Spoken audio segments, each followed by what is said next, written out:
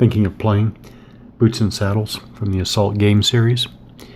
So I'm going to start game turn 2. This is where the Soviets are after one turn of coming onto the map from the east. At this point, well, if anybody watches one of these videos, I hope they watch them all. But that may not apply in every case. I just want to make it clear at this point, after having reviewed a couple of the earlier videos, I want to make it very clear that despite basically one major hiccup with the rules as written, I think it's a great game. I think it's a great game, great system. Okay, so the hiccup with the rules was the hit mechanic.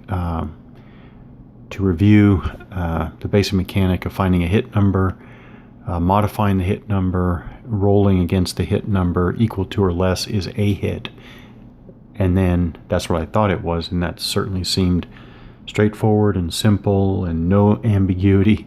But then it turns out, I guess, that actually there's another paragraph that I guess the way I look at it is, I guess it's an elaboration on what I just said there. So actually it's you roll the die.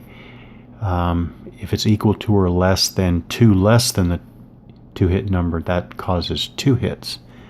And then if it's equal to or less than the 2 hit number, but obviously not in that lower band, it's 1 hit. Okay, so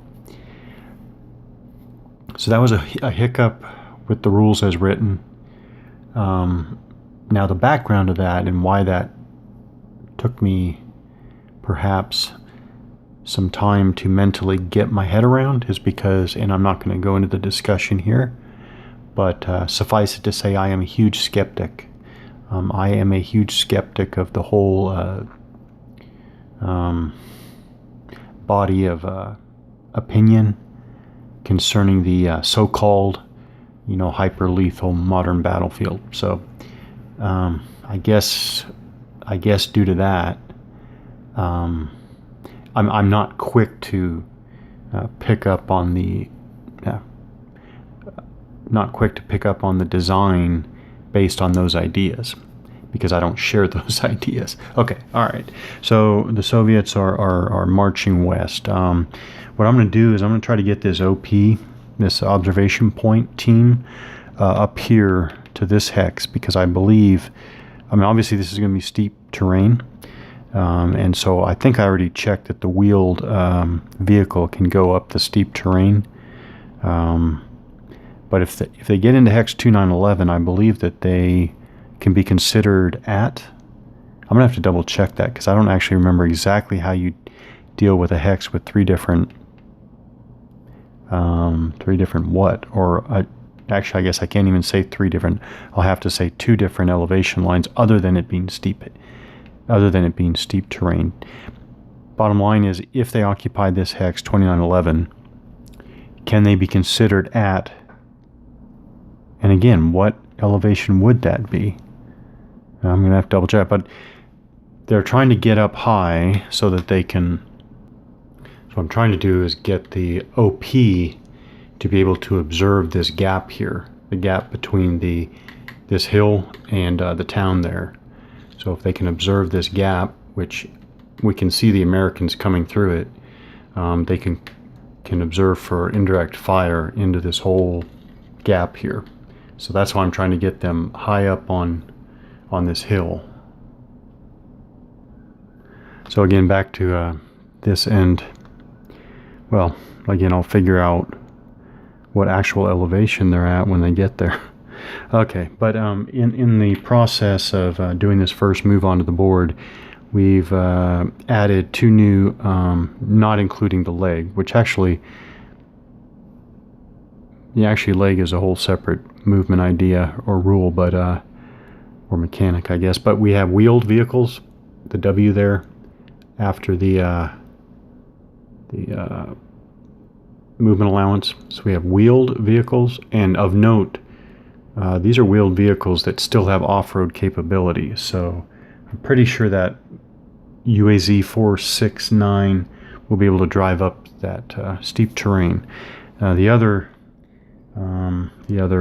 movement mobility class, I think they're called, is restricted wheeled, like these trucks, these GAZ 66 trucks. So they are restricted wheeled, and they're slow, and they have a lot more obvious. I mean, they don't really have off-road capability per se. So basically, I'm staying on the roads or clear terrain with those. So we added 2 new mobility classes. Other than that, I should, as they moved on here, I had to do a little bit of adjusting because only 6 steps moving as a stack can use road movement, basically.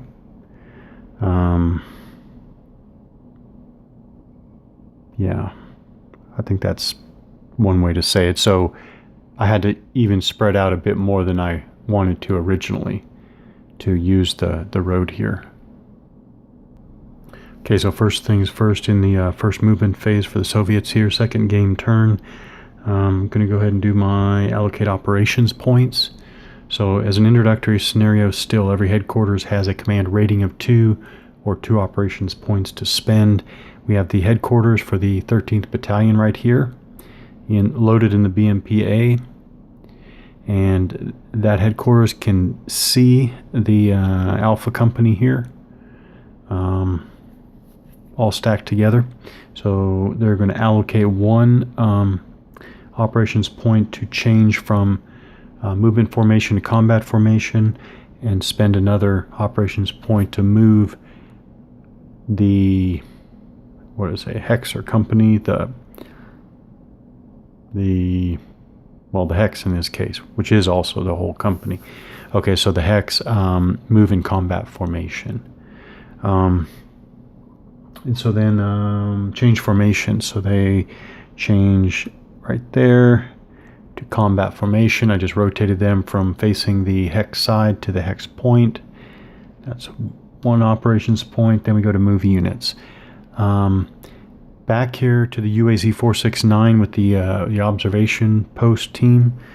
Luckily, I got my explanation for that Hex right there, because there's an example one right there. That's the exact same levels as I'm looking at on the map. So that is 2, 3, and 5. 2, 3, and 5. Now, I guess I could have known that because of the split Hex there. But in any case, I know that they will be at level 5, and the rules say that a unit, so this is you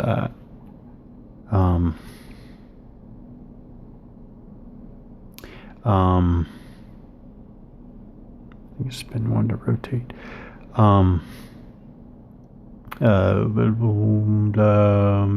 Elevation. A unit is assumed to be at every level or every elevation within a Hex. So they're at level 2, 3, and 5.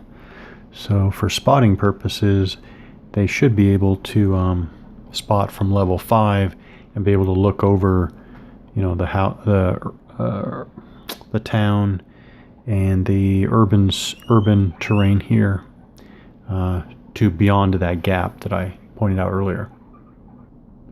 Okay, so dismounting here, I'm assuming is part of movement, and the procedure for leg mobile units, those are all the infantry loaded in the BMPs there. The procedure is that either the transport unit, the BMPs, or the leg units, the infantry, must spend the entire movement phase in the mounting Hex. And I assume that applies to dismounted too. That's an assumption on my part. So I'm assuming that all of the infantry can dismount to stay protected on this side, like that. So all 3 infantry units stay there. So they dismount while the BMPs move forward 1 in combat formation. Again, I'm assuming that that's legal.